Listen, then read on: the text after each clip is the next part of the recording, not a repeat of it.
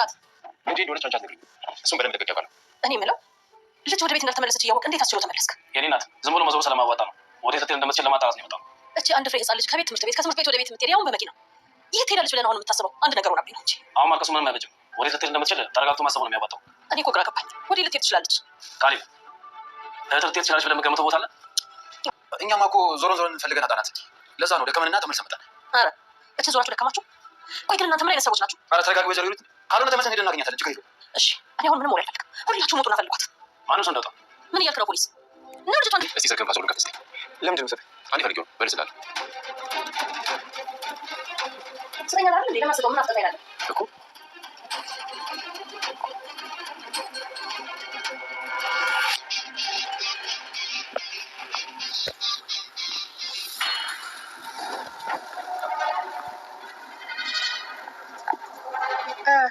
ፌቨን ሄደችበትም አልመሰለኝ። የት ነው እሱ? የማን መቃብር ቦታ? አይሆንም አንተ ስለዚህ ጉዳይ የምታውቀው ነገር ነበር እንዴ? አዎ ጠዋት ወደ መቃብሩ ቦታ ወሰደኝ ስትለኝ አልወስድሽም ስላት ነበር። ለምን ኪስ አይፈቅድልሽ አልወስድሽም ስላት ነበር። አንተ ደደ እና ካወቅ ለምን እስካሁን ዝም አልክ? አትናገርም ነበር እንዴ? እኔ ብቻዋን ዘረስተ ያለች ያላሰብኩም ነበር። አክስበል ሄሎ ኮንስታብል ቀጥል። ምን አይነት ወንጀል? ምን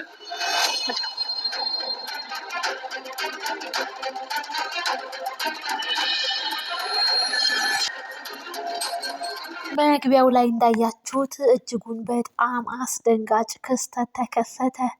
ትሪስትን ከመሞቷ የተነሳ እንግዲህ ቤተሰቡ የትሪስት ቤተሰቦች በሙሉ እጅጉን በጣም ደስታ ርቋቸው እንግዲህ ቀናቶችን ካስቆጠሩ ሰንበትበት ብለዋል። ልጆቹም እጅጉን በጣም በሚያሳዝን ሁኔታ በሀዘን ተውጠው ደስታቸው ርቆ ሀዘን ተላብሰዋል። ቤተሰብ በሙሉ በጣም አዝኗል። በሆነው ነገር ሁሉ ትሪስት በመሞቷ በጣሙን አዝነዋል ማለት ነው። እጅጉን በጣም በሚገርምና በሚያሳዝን ሁኔታ እንግዲህ ልጆቹ ትምህርት መጀመር አለባቸው ተብለው እንግዲህ ወደ ትምህርት ቤት እንግዲህ ተከስተ ይዟቸው ሊሄድ በመጣበት ሰዓት እህትና ወንድም እንግዲህ ምሽት ላይ ነገ ጠዋት ተከስተን ሹፌሩን የእናታችን የቀብር ቦታ እንዲወስደን እንነግረዋለን፣ እንለምነዋለን በመባባልም ይመካከራሉ።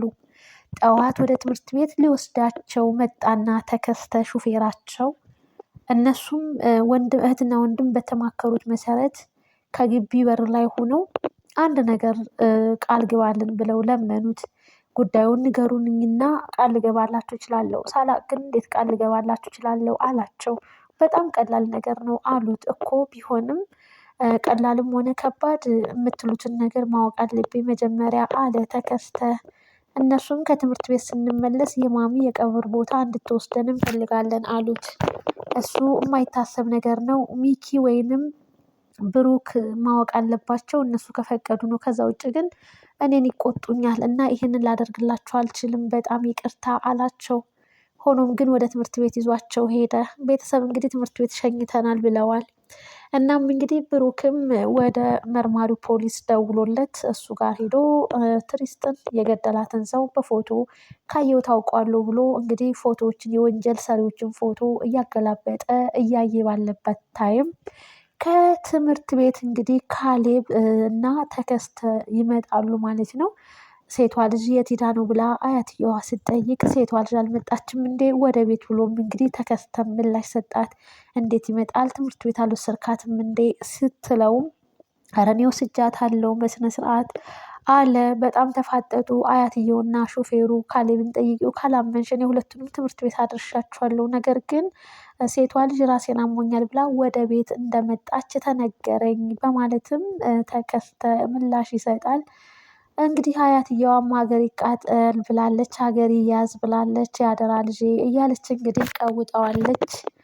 ርብቃም ለብሩክ ስልክ ትደውልለትና እዛው ፖሊስ ጣቢያ እንዳለ ትነግረዋለች። በጣም ደነገጠ። እጁ ላይ ያለውን ወረቀትም እንግዲህ ዛሬ ይሄንን ስራ ልተገብረው ወይንም ልፈልገው አልችልም፣ መሄድ አለብኝ ወደ ቤት አለ። ምንድነው የተፈጠረ ነገር አለ እንዴ ምን ሆነህ ነው ብሎም እንግዲህ መርማሪው ፖሊስ ሲጠይቀው ልጁ ትምህርት ቤት ሄዳ ወደ ቤት እንዳልተመለሰች እንግዲህ ይናገራል ማለት ነው። መርማሪው ፖሊስ እንግዲህ አብረው ተያይዘው ወደ ቤት ይመለሳሉ። ቤት ውስጥ እንግዲህ አንዳንድ ጥያቄዎችን መርማሪ ፖሊስ እየጠየቀ የት የት ቦታ ትሄዳለች ብላችሁ ታስባላችሁ እያሉ እናም እንግዲህ እጅጉን በጣም በሚያሳዝን ሁኔታ አያትየዋም ተረብሻለች። ሁላችሁም ሄዱና በየቦታው ፈልጓት፣ እዚህ ማንም ሰው እንዳይቀመጥ በየአቅጣጫው ፈልጋችሁ ይዛችሁ ነው ልጄን እያለች እንግዲህ እጅጉን በጣም በሚያሳዝን ሁኔታ እንግዲህ በፍለጋ ደፋ ቀና እያሉ ባሉበት ታይም ካሌብ ትሄዳለች ብዬ የምገምተውና የማስበው የማሚ ቀብር ቦታ ነው አለ። አታደርገውም አለ ተከስተ። ታቅ ነበር እንዳንተ ተብሎም ሲጠየቅ እንግዲህ ተከስተ ጠዋት ወደ ትምህርት ቤት ልወስዳቸው ስል ጠይቀውኝ ነበር። እኔ ግን ካሌብ ወይንም ደግሞ ብሩክ ወይንም ደግሞ ሚኪ ሳይፈቅዱላችሁ እናንተን ይዣችሁ ልሄድ አልችልም ብዬ እምቢ ብያቸዋለሁኝ አለ።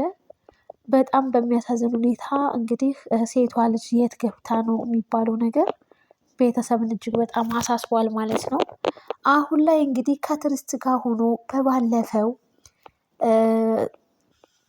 በስልክ ሲያወሩ የነበረው ከተገስተ ጋር ብሩክ አስታወሰ።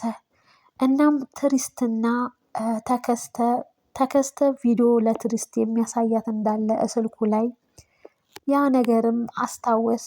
ቤት ስደርስ ሁሉን ነገር ካየውና ካረጋገጥኩ በኋላ ነው ልነግርህ የምችለው ብሩኬ ብላውም ነበር በሰዓቱና በጊዜው ትዕግስት።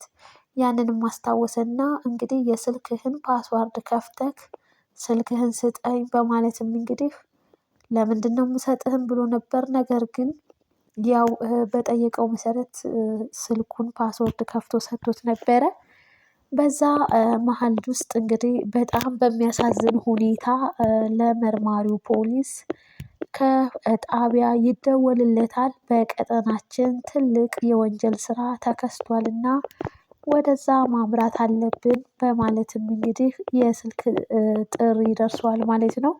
ምን አይነት ወንጀል ነው ብሎም እንግዲህ ሲጠይቅ መርማሪው ፖሊስ የቀብር ቦታ እንግዲህ ዩኒፎርም የለበሰች ልጅ ያው ተገላ የሞተ ሬሳ እንዳለ እንግዲህ ተናግሯል ማለት ነው። ይሄንን ሲሰሙ እጅጉን በጣም ደንግጠዋል ቤተሰብ። የእውነትም ምን ገጥሟት ነው የእሷ የእነሱ ልጅ አስክሬን ነው ወይንስ የሌላ ሰው ነው? እንዲህ ተመሳሳይ ታሪክ ነው። እጅጉን በጣም እንግዲህ ቤተሰብን አሳቆም አስደንግጦም እያንቀጠቀጣቸው ይገኛሉ ማለት ነው። እጅጉን በጣም የሚያሳዝን ነው። እንግዲህ ሴቷ ልጅ የት ገብታ ነው? እንደገና ደግሞ ይህ አስደንጋጭ እንግዲህ ቀብር ቦታ ላይ ዩኒፎርም ከነ ዩኒፎርም እንግዲህ ሞታ የተገኘች ሰው እንዳለም እንግዲህ ተደውሎ ለመርማሪ ፖሊስ ተነግሮታል። እጅጉን በጣም ትልቅ ድንጋጤ ውስጥ እንግዲህ ሆነውም አይተናቸዋል ማለት ነው። ውድና የተከበራችሁ አድማጭ ተመልካች ቤተሰብ እንግዲህ ካያ ድራማ ክፍል 26 እጅጉን በጣም አስደንጋጭ እጅጉን በጣም የሚያስፈራም ክስተቶችን እንግዲህ ተመልክተናል ማለት ነው። አሁን ላይ እንግዲህ አንድም እንግዲህ ትዕግስትን የገደላት ሚኪ ነው ብለዋል። ካሌብም ሚኪን መግደልም አለብኝ ብሎ እንግዲህ ሙከራም አድርጎበት ተመልክተናል። አሁን ላይ ደግሞ እንግዲህ ሴቷ ልጅ የት ገባች? ምን ወሰዳት? በጣም የሚያሳዝን ነገር ነው።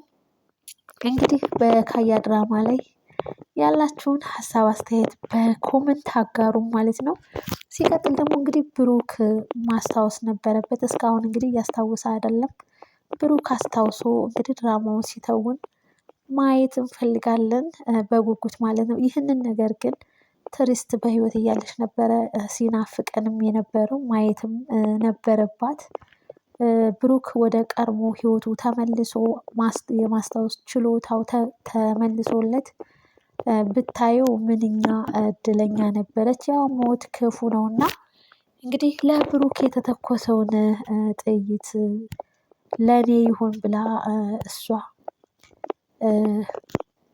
ብሩክን እንግዲህ ከሚገደል እኔ ብሞት ይሻላል ብላ ነበረ የጥይቱን ጽዋ የተቋደሰችው። ያው እንግዲህ ስትሞት ያው በህይወት እያለች ልጆቼን አደራ ልጆቼን አደራ እያለች ነበረ።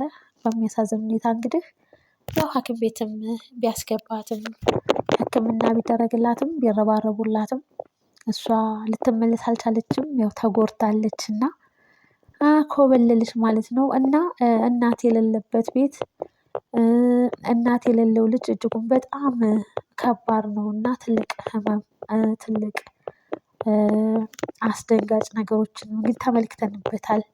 እናት ስትኖር ግን ብዙ ነገር ተሸፍኖ ብዙ ነገር ሚስጥርም ሆኖ ብዙ ነገር ብቻ ገበናም ይሸፎናል እና የነ ትዕግስት ቤት በዚህ መልኩ እንግዲህ አይተነው አናውቅም ነበረ። አሁን ላይ ግን እናት ስለሌለች ልጅ ጠፍታለች። አሁን ላይ ቤቱ በጣም አስጠልቶበታል ማለት ነው። ምክንያቱም የእናታችን ገዳይ ሚኪያስ ነው ብለዋል። ቢላም ተመዞበታል። አሁን ደግሞ እንግዲህ ሴቷም ልጅ ከትምህርት ቤት ሄዳ ሳትመለስ ቀርታለች። ምን ገጥሟት ነው? እውነትም ሞቶ የተገኘው ሬሳ የእሷ ነው ወይንስ የሌላ ሰው ነው? በጣም የሚያስደነግጥ ነገርና ጉዳይ ነው። ካያ ድራማ እጅጉን በጣም ያስተምራል። በስተመጨረሻም እንግዲህ ሚኪ ለነዛ ቤታቸው ለተቃጠለባቸው ሰዎች ቤቱን እንሰራለን ብለዋል። ለነ ብሩክ ወይንም ደግሞ ለጋሽ ዘነበ ለነ ርብቃ ብለው ሳይሆን ትዕግስት የጀመረችው ስራ እስከሆነ ድረስ ይህ በእሷ ስም ሁሌ ሲጠራ ይኖራል ስሟ። እናም እንግዲህ ትዕግስት የጀመረችው ስራ እስከ መጨረሻው ተሰርቶ ይጠናቀቃል። ለእሷ በስሟ የሚጠራበትም ይሆናል ብሎም እንግዲህ ሚኪ ለእናትየዋ ተናግሯል ማለት ነው። ይህ ደስ የሚል ጥሩ መልካም ዜና ሰምተናል ከሚኪ ማለት ነው። ውድ ተመልካችና አድማጭ ቤተሰብ ለዛሬ የነበረን ቆይታ ይሄን ይመስላል። በቀጣይ ክፍል እስክንገናኝ ባይ ባይ።